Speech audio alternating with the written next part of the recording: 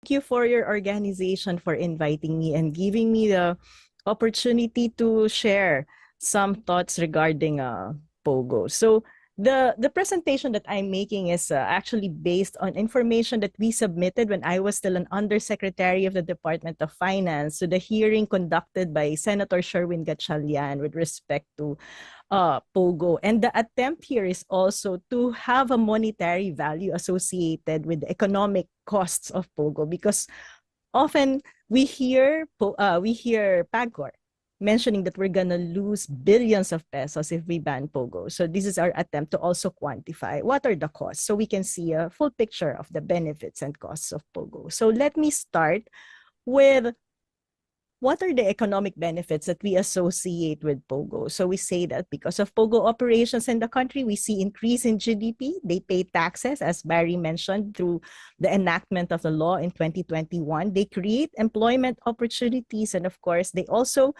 create the demand for real estate properties in the country. So let me quantify these benefits. 2019, was the peak of POGO operations in the country. At that time, the estimated GDP contribution was around 104.5 billion pesos, or around 0.67% of our GDP. But in 2022, NEDA made a separate estimate. This is when we have smaller POGO operations in the country, and the contribution is around 0.31% of GDP. The estimate was based on the operational expenses of legitimate POGOs, salaries, and the benefits of employees, and the rent that we are getting through their real estate demand. Specifically, we look at the taxes and the payments to PAGCOR that POGOs are paying. So these are the legitimate POGO operations in the country. So we can see that in 2016 and 2017 is actually when 2017, 2018, 2019 is actually when PAGCOR was able to collect huge amount of money from POGO. Beginning 2020, when there was a pandemic, there was a decline in how much PAGCOR was collecting from POGO. And as Barry mentioned, this is due to the pandemic. But when we enacted the law on POGO taxation, we actually saw a significant decline in their tax collection. So we can see that POGOs are more averse to paying taxes and being legitimized.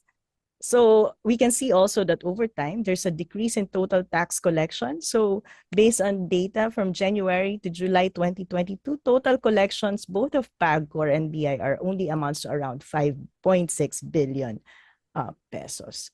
So we can see here a decline in tax collection from POGO over time. And I want to put it in, this is the same data from the previous slide. It's just more visual if we see the shape of the contribution. Okay? So that's for the tax and payment to PAGCOR. And then we can talk about the contribution of the operators and employees, because of course we also collect taxes from them.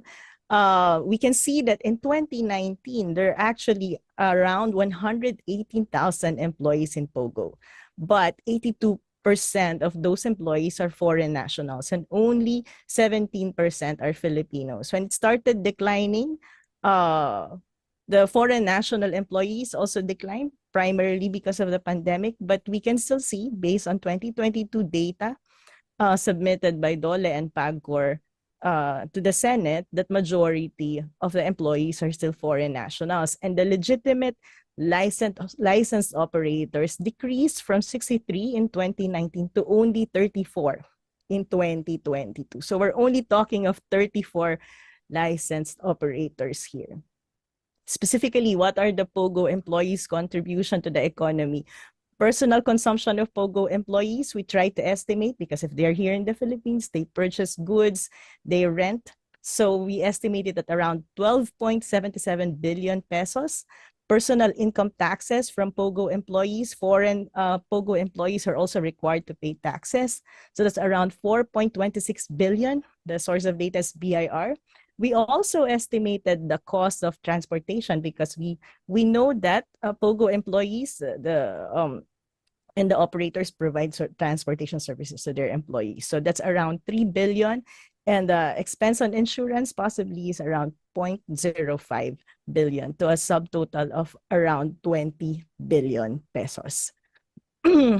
And as Barry mentioned also, they rent a lot of space, especially the big POGO operation. So the estimated income from office space rentals around 12 to 16 billion pesos. In fact, there was a time when the POGO operations actually tend to crowd out the BPO sector because the increase in demand for real estate property actually increased the price of properties in the urban areas where POGOs are operating. So the estimated income from office space rentals from 12 billion to 16 billion, that's from Lichu and the Collier's property consultancy. Then, of course, we tax those office space rentals. So we have VAT from them, which is about 1.46 to 2.27 billion pesos. Income from housing space rentals, which is about 25 billion, and the VAT from housing space, which is 3.43. So that's about 42 to 47 billion pesos. And of course, we give benefit to all this spending has fiscal multiplier effects. Social security payments have multiplier effects. The rental have multiplier effects. What do we mean by that? When we pay rents to owners of this property, they spend the money. So my downstream, they have multiplier effects. So to be comprehensive about the benefits that POGO brings to the country, we call this indirect benefits. And all these multiplier effects is about 74.97 to 81.56 billion. So ang laki, no? Pag tinotal natin tong lahat. So with the BIR PAGCOR collection, real estate contribution, the contribution of POGO employees, and the indirect taxes, we have about 141 to 159 billion pesos that we get from POGO. So if we only focus on the money that we're getting from POGO, parang it's scary if we keep them out. Now, we go to the economic costs. What are the direct economic costs related to POGO? And as Barry mentioned, there are crimes related to POGOs. There are influx of foreign workers coming in the country. So there's cost for law enforcement. There's cost to improving our immigration system. There's also a linked decrease in FDI because, as we mentioned, there are criminal activities related to POGO, and based on economic literature, increase in crime results in decrease in foreign direct investment. There's also a decrease in inbound tourism revenues related to crime, a decrease in foreign direct investment related to corruption perception, and a decrease in inbound tourism related to corruption perception. These are some of the, I'm not saying that this is already comprehensive and has captured all the economic costs, but these are the portions that we can, and we were able to quantify. Of course, there are also the indirect economic costs. If there are multiplier effects on the revenue side, there are also multiplier effects on the foregone revenue that we could have gotten if we don't have the crime related to POGOs, and if we have the increase in tourism, and if we don't have to increase our law enforcement because of POGO, we could have used this money for something else. So that's what we mean by the multiplier effect of foregone investments. So here's the quantification. Because of the additional cost for law enforcement and immigration, we have 400 million pesos associated with that. The estimated decrease in foreign direct investment due to increased crime brought about by POGO, that's about 26 billion pesos. Estimated decrease in inbound tourism due to crime related to POGO, that's 28.6 billion pesos. Estimated decrease in FDI due to corruption perception related to gambling, that's around 12 billion, and the estimated decrease in inbound tourism due to perception of corruption related to POGO, that's around 570 million pesos, so a subtotal of 67.93 billion pesos. And then the opportunity cost of the foregone investments due to crime, decrease in tourism, decrease in foreign direct investment, additional costs due to enforcement and immigration, we estimated at around 79.8 billion pesos. So if we sum it up, we have around 147.73 billion pesos for total economic costs. Now, as Barry mentioned also, there are additional costs related to POGO, and this is what we call social costs. So we have crime, loss of life, physical and psychological harm to victims, legal costs, social fear and anxiety, prostitution, erosion of institutional integrity, and human trafficking.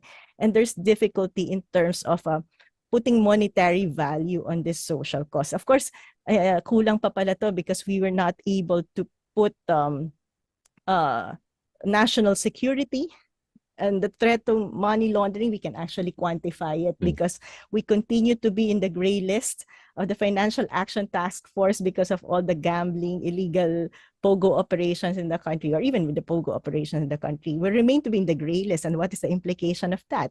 That entails additional transaction costs for legitimate business to bring in investment in the country, do financial transactions in the country. Even our OFWs will have some challenges in terms of sending money in the country because of the gray list and the FATF. So if we combine total economic benefit versus total economic cost, we have 147 billion for total economic cost. We have 141 billion to 158 billion for total economic benefit. But factoring in social costs, we can already see that the total cost of POGO is greater than the total benefit that we are getting from it. So from our perspective, when we submitted it as a Department of Finance, and with Senator Win Gatchalian's recommendation to Malacanang, because it's a public knowledge that he already submitted this information to Malacanang and recommended